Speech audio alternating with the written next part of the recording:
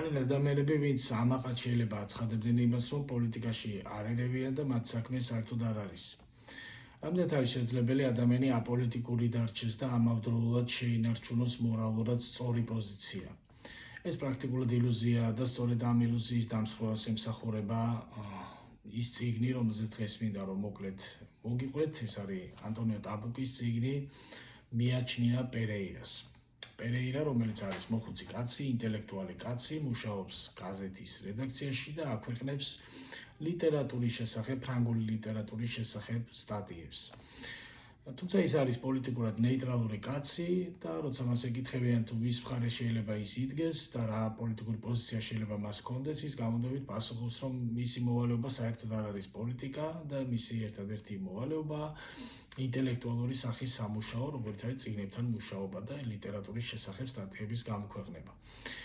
თუმცა და თავს საკმაოდ ღირსეულ და კეთილშობილ ადამიანად თვლის და ასეც არის პრინციპში, თუმცა გასათვალისწინებელი არის ისტორიული კონტექსტი, როცა ამას ამბობს კაცი, რომ პოლიტიკა არ აინტერესებს, მაშინ, როდესაც პორტუგალიაში დგას 1938 წელი სალაზარის დიქტატორული რეჟიმია, იქით ესპანეთში სამოქალაქო ომი და ფრანკოს რეჟიმია დამყარებული და გერმანიაში მოიხსენებათ ფაშიზმია და მოკლედ მძვინვარებს დიქტატორების მთელი პლეიადა მოსული ევროპაში და ასეთ დროს ამ სოციალურ-პოლიტიკურ ფონის გათვალისწინებით კაცი არსებობენ ადამიანები, ვინც აცხადებენ, რომ საერთოდ არ ვერევით პოლიტიკაში და არ გვაინტერესებს პოლიტიკა. თუმცა ბედის ირონია სწორედ იმაში მდგომარეობს, რომ შეიძლება არ ერეოდე პოლიტიკაში, მაგრამ პოლიტიკა აუცილებლად ჩაერევა შენს ცხოვრებაში. და სწორედ ასე ხდება ამ მოხუცი კაცის შემთხვევაშიც.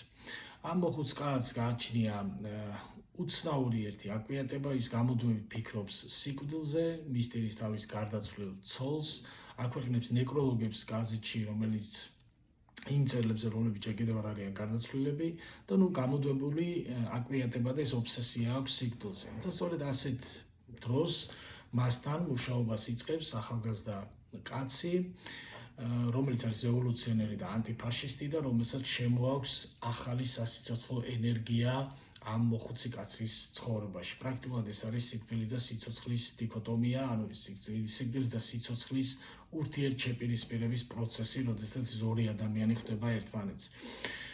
და სწორედ ამ დროს ხდება გაცნობიერება პერეირას მხრიდან იმისა, რომ შეუძლებელია ზოგადად დარჩე მორალურად სწორ პოზიციაზე, მაშინ, როცა ქვეყანაში არის უმძიმესი ძალადობრივი რეჟიმი დამყარებული, რომ დუმილი პრაქტიკულად ნიშნავს ძალადობის მხარეს დგომას.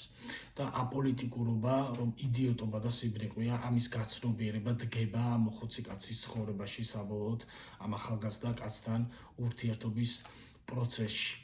ეს არის ძალიან საინტერესო წიგნი, ძალიან საინტერესო მოსაზრებებია გამოთქმული ასევე ადამიანის სულზე, რომელიც მე ყველაზე მეტად მომეწონა ეს პასაჟი, ანუ პერეირა საუბრობს ექიმთან, როდესაც მას აქვს რაღაც ფილოსოფიური საუბარი იმაზე თუ რას წარმოადგენს ადამიანის სული, სადაც ექიმი მას ფსიქოლოგი უხსნის, რომ ადამიანის პიროვნება შედგება უამრავი და არაერთი სულისგან.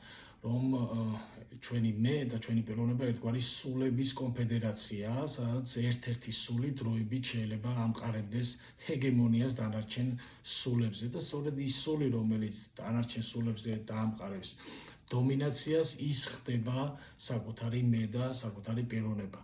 და სწორედ ადამიანის გამოწვევაც იმაში მდგომარეობს, თუ რომელი სული დაეპატრონება ჩვენს მეს.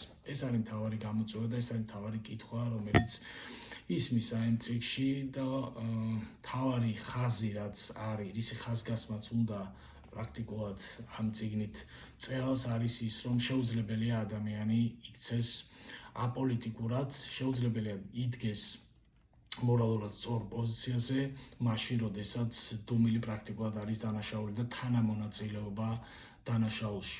არაჩვეულებრივი ტექსტია, რომელიც კი შექმნილა დიქტატურაზე და იმაზე, თუ რა ემართება ადამიანის სულს, რა გამოწვევების წინაშე დგება ადამიანი, რა მორალური დილემებია მის წინაშე, მაშინ, როდესაც ქვეყანაში მყარდება ძალადობრივი რეჟიმი. ამიტომ ვისაც გაინტერესებს გავს სახის ლიტერატურა, ძალიან კარგი წიგნია და ყველას გირჩევთ ამის წაკითხვას. ბოლოს კი ვისაც მოგწონთ წიგნების განხილვის ჩემური ვერსია, დალაიქეთ ვიდეო, დააკომენტარეთ და გამოიწერეთ არხი.